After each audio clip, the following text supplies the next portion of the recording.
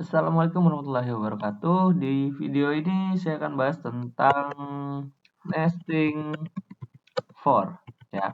Nesting for atau for di dalam for atau for bersarang, ya. For bersarang. Nah, for bersarang ini artinya kita akan memiliki for, ya, di dalam for. Jadi ada perulangan di dalam perulangan. Kayak gimana sih? Nah, kita akan coba.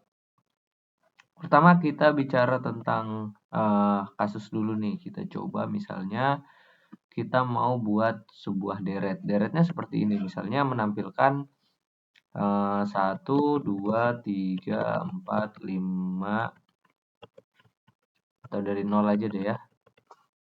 0, 1, 2, 3, 4, 5, 6, 7, 8, 9. Nah, dia menampilkan eh, deret digit ya dari 0 sampai 9. Deret digit desimal.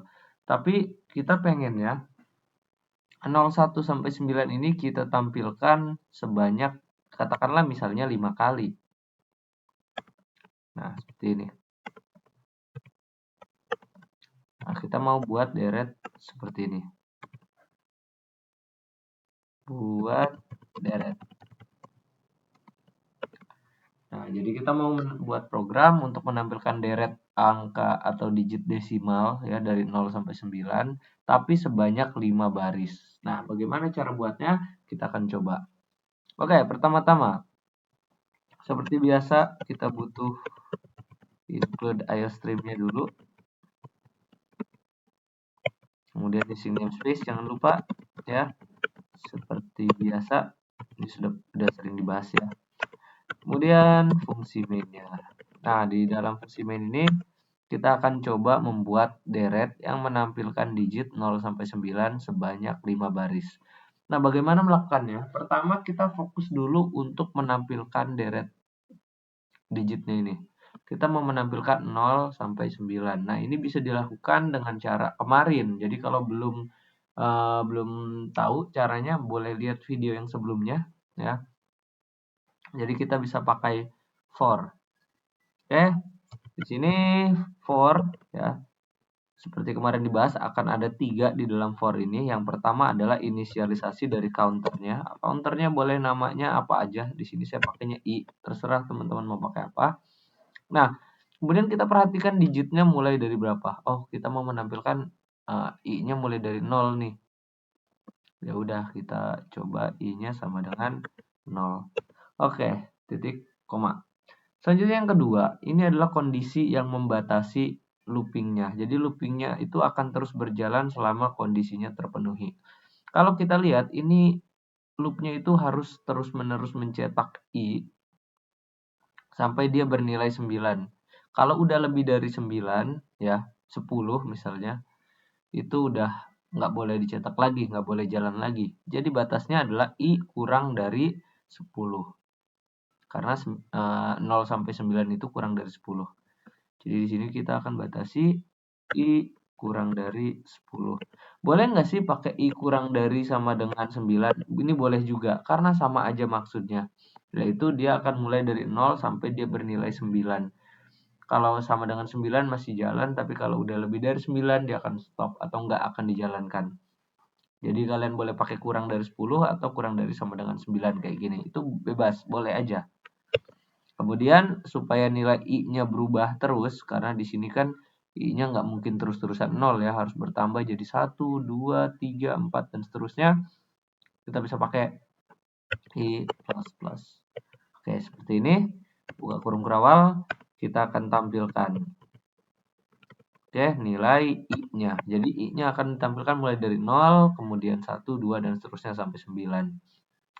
Nah, apakah pakai end line? Di sini kalau kita lihat deretnya kan dipisahkan oleh spasi ya.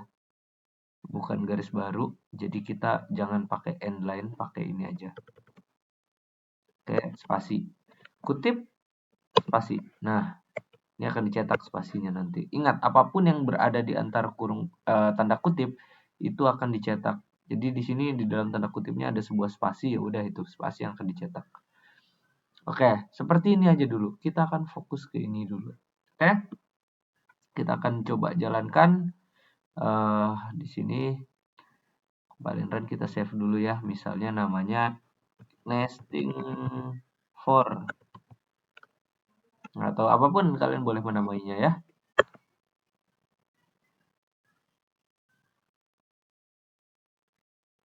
Nah, di sini kita sudah berhasil menampilkan 0, 1, 2, 3, sampai 9.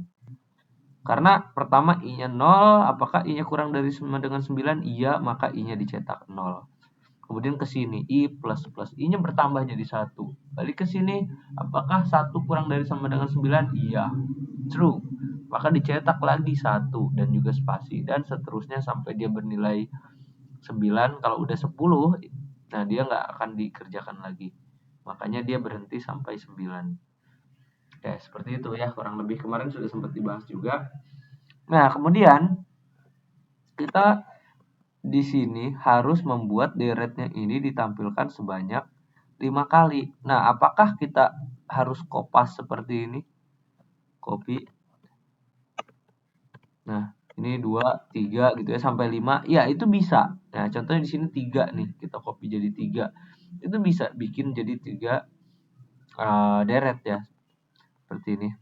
Oke, mungkin tinggal ditambah ENDL aja di sini di antara for-nya.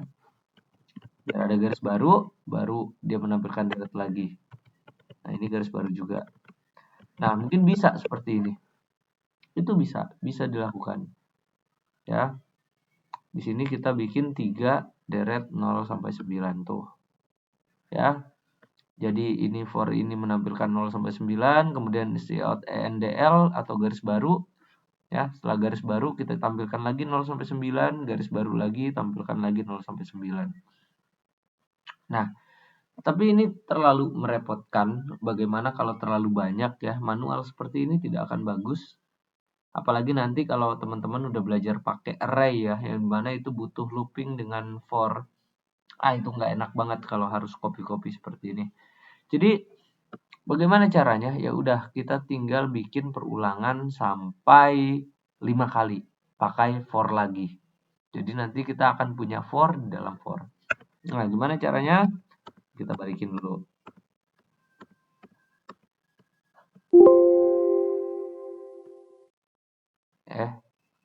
Malah ke close. Sebentar ya.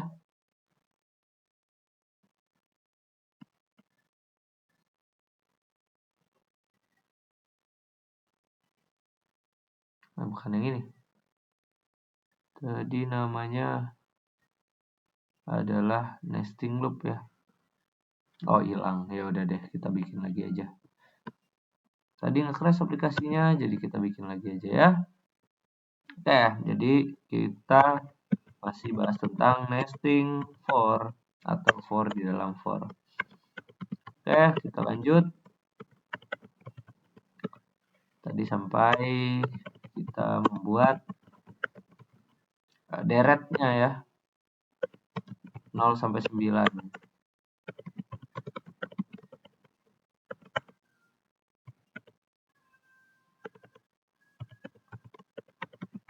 I sama dengan 0, I kurang dari sama dengan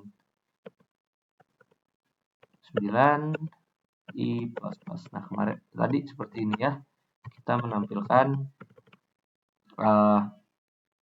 I ya dari 0 sampai 9 dipisahkan oleh spasi seperti ini. Oke, kalau kita mau dia berulang ya, itu gimana sih caranya? Ya, pertama kita buat dulu sebuah loop yang lain.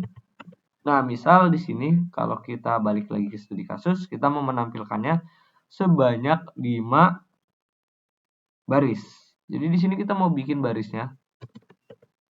INT baris misalnya. Barisnya kita mulai dari 0. I kurang dari I lagi. Baris kurang dari 5 karena kita mau 5 baris. Baris plus plus. Sebenarnya nggak harus baris ya nama variabelnya, tapi intinya ini akan melakukan perulangan sebanyak 5 kali, yaitu ketika barisnya masih 0 sampai dia bernilai 4. Kalau sudah 5 dia berhenti. Atau barisnya dimulai dari 1 juga boleh, sampai dia kurang dari sama dengan 5. Itu sama. Jadi baris 1, baris 2, baris 3, baris 4, baris 5. Pas 6, barisnya jadi 6 itu udah enggak. Jadi enggak akan dikerjakan. Barisnya nanti akan hanya ada 5. Nah, lalu bagaimana? Nah, ini yang kita menampilkan tadi deret sebanyak A9 ya, 0 sampai 9. Ini bisa kita cut. Kita letakkan di dalam sini. Nah, jadi ada for di dalam for. Kalau mau rapi di tab gini. Nah, ini ada for di dalam for. Jadi perulangannya nanti ini akan dijalankan berulang sampai 9. Kalau sudah nanti dia balik lagi ke atas. Jadi dia akan ngulang lagi. Kurang lebih seperti itu. Ya. Supaya nanti ada pemisah, misalnya kita bisa tambahkan ENDL di sini karena ENDL-nya juga akan diulang. Seperti apa sih mekanisme kerjanya? Nah, jadi gini. Pertama, kita akan cek barisnya dimulai dari 1. Kemudian kita akan ke sini. Maka akan ada pertanyaan, apakah baris kurang dari sama dengan 5? Jawabannya adalah iya, true, karena baris bernilai 1. Nah, karena dia true, maka for yang di sini akan dijalankan. Nah, apa yang dijalankan oleh for ini sama seperti tadi. Dia akan menampilkan dari I-nya 0 sampai 9. Begitu selesai, baru turun ke bawah. Dia akan menampilkan ENDL atau garis baru. Setelah itu, dia akan balik lagi ke atas untuk ngecek ini. Apakah baris kurang dari... harusnya setelah selesai sampai ENDL, dia ke sini nih. Ke baris plus-plus. Maka baris akan berubah dari tadinya 1 akan menjadi 2. Nah, kemudian baru balik ke belakang sini. Barisnya bernilai 2. Apakah 2 kurang dari sama dengan 5? Jawabannya adalah iya. Maka dia akan masuk ke sini lagi. Menampilkan 0 sampai 9 lagi. Kemudian menampilkan garis baru. Setelah garis baru, dia balik lagi ke sini ke atas lagi. Baris plus plus. Nanti dia akan bertambah. Jadi 3 ya. Tadi kan udah 2. 3. Apakah 3 kurang dari 5? Iya. Maka ini dijalankan lagi. Kemudian baris plus-plus lagi. Terus sampai dia bernilai 5 masih jalan, ketika dia bernilai 6 udah nggak jalan lagi. Karena barisnya sudah tidak kurang atau sama dengan 5. Sebenarnya polanya for itu gini-gini aja, isinya 3 hal ini. Kalau kalian sudah terbiasa lama-lama ya, itu udah akan biasa aja pakai for seperti ini ya. Nah, kita lihat hasilnya, benar nggak sih? Kita akan coba compile and run. Kita akan beri nama tadi ya, nesting for. Oke, udah ada ya, tapi tadi nggak ketemu. Nesting for 2 deh saya kasih namanya gini ya. Nah ini dia. Berhasil menampilkan 0 sampai 9. Sebanyak 5 baris. Oke. Silahkan dicoba ya teman-teman ya. Setelah dicoba, kalau sudah berhasil, saya mau minta satu hal nih. Ini boleh dicatat, boleh di screenshot. Ini soal misalnya ya. Soal. Buat deret 1 sampai 10 sebanyak 10 baris. Nah, ya seperti ini. Ini soalnya buat deret 1 sampai 10 sebanyak 10 baris. Jadi nanti tampilannya akan seperti ini. Nah,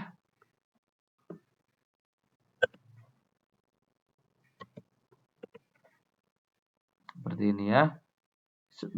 Berapa? Sebanyak 10 baris. Jadi ini contoh tampilannya nih.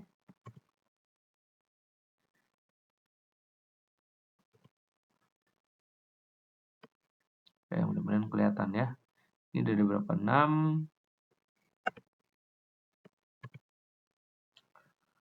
Oke, saya kecilin dulu deh fontnya. 26 segini aja nih. Hop.